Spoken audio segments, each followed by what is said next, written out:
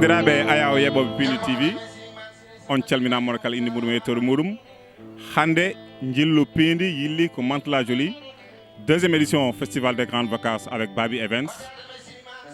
Hande noon eɗen jogui nalankoɓe mawɓe ko nande Ramata Ba en, ko nande Dougou Demme, ko nande Jammin Tekki, kono noon Mayen Dial, Sibou Yerane ɗo, Amadou Diallo ene ɗo.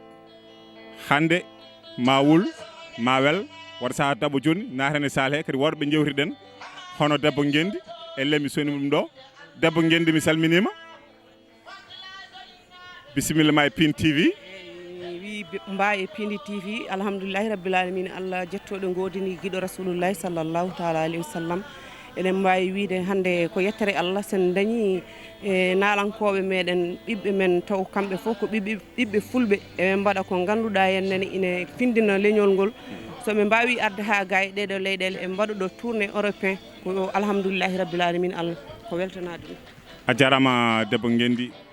Hande o koyngal Pindi TV e émission mo ganduɗa ene wiye jillu Pindi ari ɗo yillade on ɗo e Mantes-la Jolie woni hono mbiɗa ni hono festivité ji baɗoji ɗo e Mantes-la Jolie walla un peu partout à travers le monde. Hande o won neɗɗo ganduɗo mo no fewi gonɗo ɗo mo bismiɗen ɗo kadi mo ganduɗa ene jogori fijande en, ene jogori kadi jalnude en. mi haalta inde makko mi acca kaala kadi kalnamin holi kanko. eyyi on ko on hande jeeyi noddago ngo kadi ko hen min notti woni Yero Sow noon haymo yiyani fowru nani ngurali muɗum en jii Yero Sow hol darde nde darani hande e ngol ɗo leñol ko weltare mawde e ardemo gani kadi wadde tourné on ko Yero Sow mbiyamo Amadou Sow ɓurɗo andirede Yero Sow ko ɗum woni inde nde ɓuuri andirede e dans e nder windere he foof e aduna he foof. donc ko Yero Sow en hande dillini France dillini fulɓe France ɓiɓɓe fulɓe fof gari nottade on ɗon Yero Sow. aywa a salminama DJ Kiss waɗiɗo foof mbiyen bisimillahi rahmani rahim juulede kadi rasulu sallllahu alayhi wa sallam jetten nen e baba so ɗum ɓenni en calmini kala ɓiɗɗo pullo biyowo mbimi wimi e wimami koɗɗo e nder leydi France caggal leydi ha to Fouta haaɗi foof. aywa DJ Kiss mi weltima e o interview e an wonno sa darima ɗo aɗa foti darade ɗo annene ka guindiyanke mawɗo. aywa ko weltare tan nde wonno on garit poɗon arde surtout noon e ngoɗo wuuro Mantes-la Jolie wuuro mawgo ko wuuro culture kadi ko wuuro kadi wowgo jaɓɓade pulaku guila e nalankoɓe guila e sernaɓe guila e ardiyankoɓe.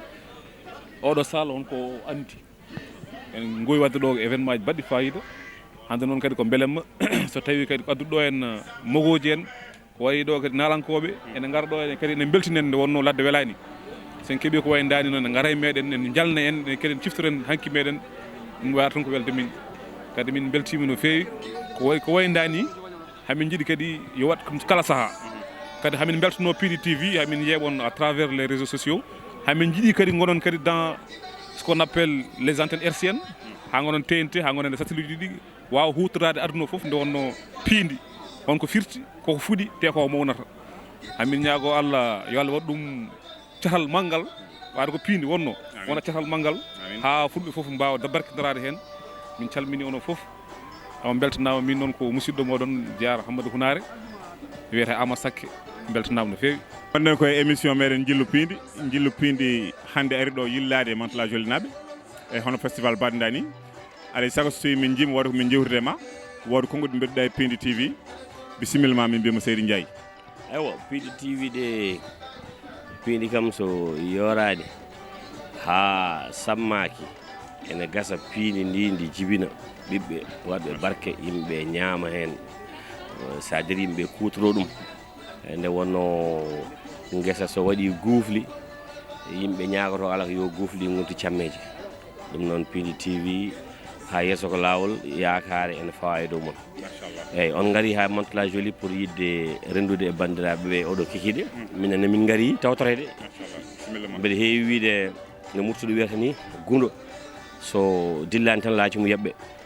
eyyi joni mbeɗa wiyatno ko révolution culturelle kala ɗo tooɓo iwri yo yuuso waɗoɓe théâtre waɗoɓe musique waɗoɓe rap foof so tawi ene dilla ɗo haalpulaar ɓe gara en noto ma en jii sagoji men ma en gandu culturellement kam eɗen goodi par ce que ko ɗum woni essentiel o essentiel ko yo yimɓe gandu nous existons enen e koye men hade men balloyade ko woɗɓe ko ko men ko kutorde ɗum mais il faut yimɓe men ɓe leñol ngol nooto wawa hokkude yiyande mum eko watte ko joni ko woɗɓe garata eɗen jurno ko mbaɗeten enen jehen eɗen jurno mbaɗeten ko woɗɓe mbaɗata tawa ko men ko woni acca probléme ne woodi eyyi on probléme il faut safre so safraka tan so pinal ngal maayi leñol ngol koko mayata eyyi guerte guirtete koɗo gawano eyyi mi salmini on.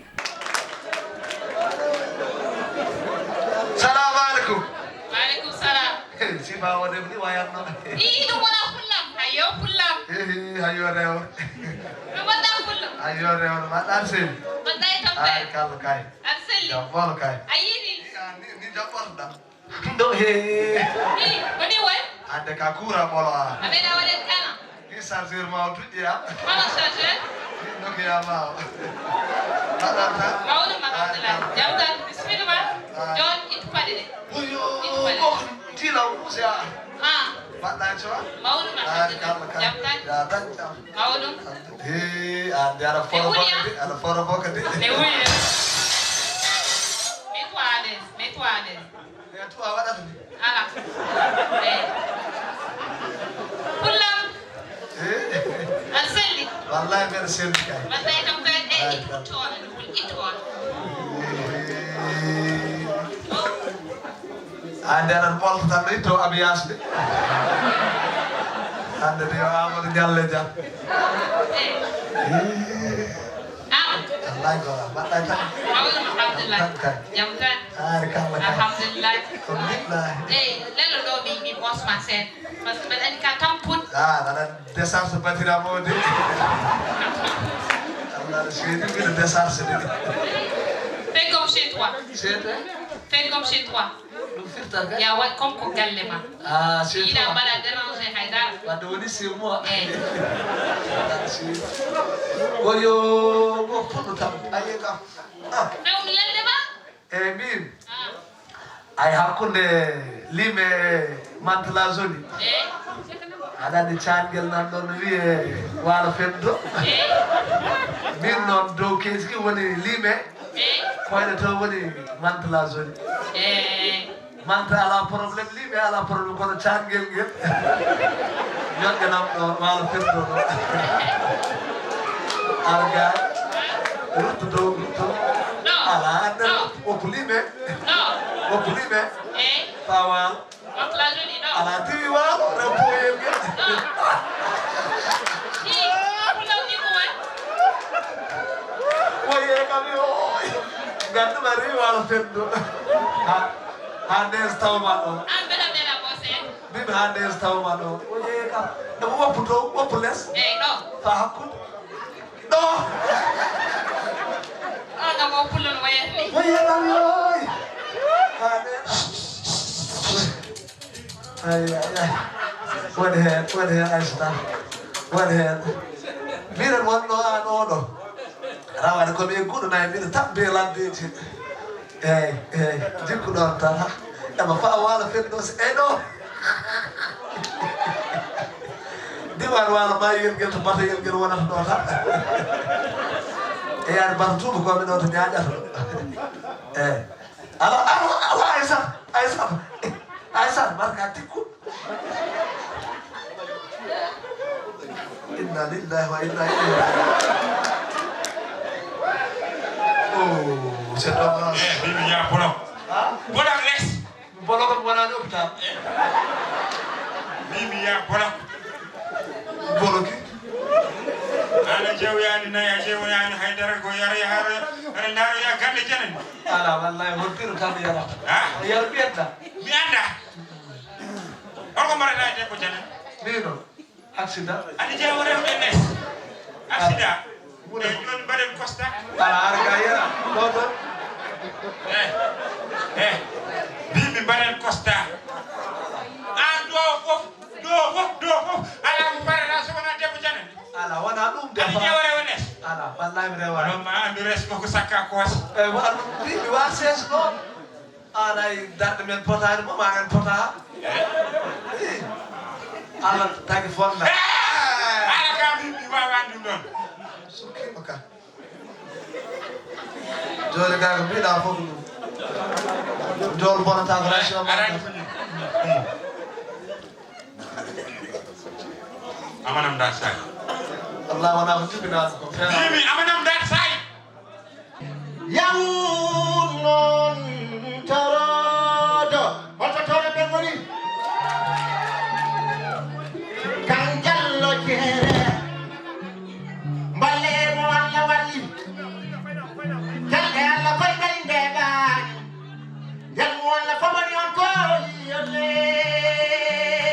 o hon bade jalle dawda japulla jeri natman we du bosse yabe asla male jala la nyoli ndu kumba koy tan mama ni jekis man la jolina be bade kelle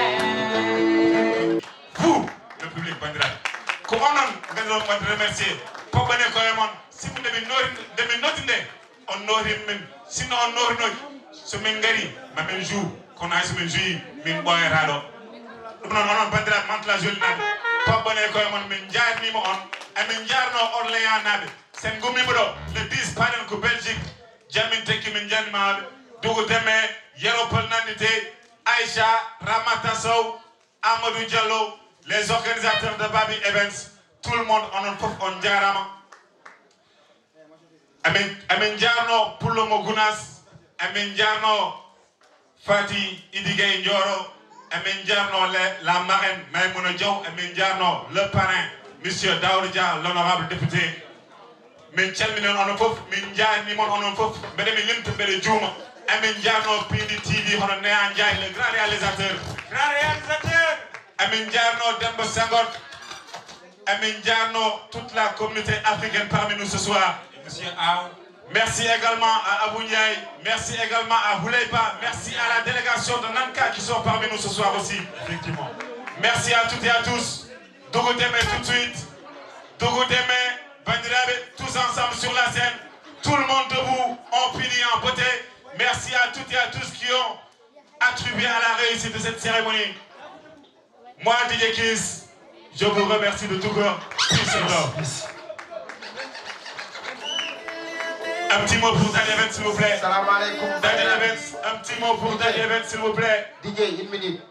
Salam alaikum. Bandiraɓe sehlaɓe on jarama ɓiɓɓe fulɓe ne kaali konngol gotol e biso teddungal immirimoto Allah ngal dasetake ngal rodete donc mantunaɓe e ko takki on fof on jarama no fewi vraiment min beltinimon Babi Events noon ko continuité donc oɗo festival de grandes vacances chaque année waɗat te wonata ko tourné ji ko artiste ji gimmoto Afrique gimmo partout ngara beele enen fof mballu beele leñol ngol ne ɓeydo yaajde no leƴƴi keddiɗi mbayni donc noon inchallah koko continata eɗen mbaɗa remercier équipe o fof gila e Orléans naɓe ha e Mantes naɓe paaɗen ko Belgique eɗen garta ha Paris donc onon fof oɗen mbiya bisimilla moon il faut ko ballodiren on ji artiste eɓe nanɗo ɓe gimmi ko partout toujours ko pour mbaɗen soutenir leñol men ngol ha ɓeydo yaajde donc en jarama oɗo son no DJ Kiss wini enen fof gamdenmo bon gimmoɗen le 24 noon ko Paris inchallah le 10 ko Belgique so Allah jaaɓi DJ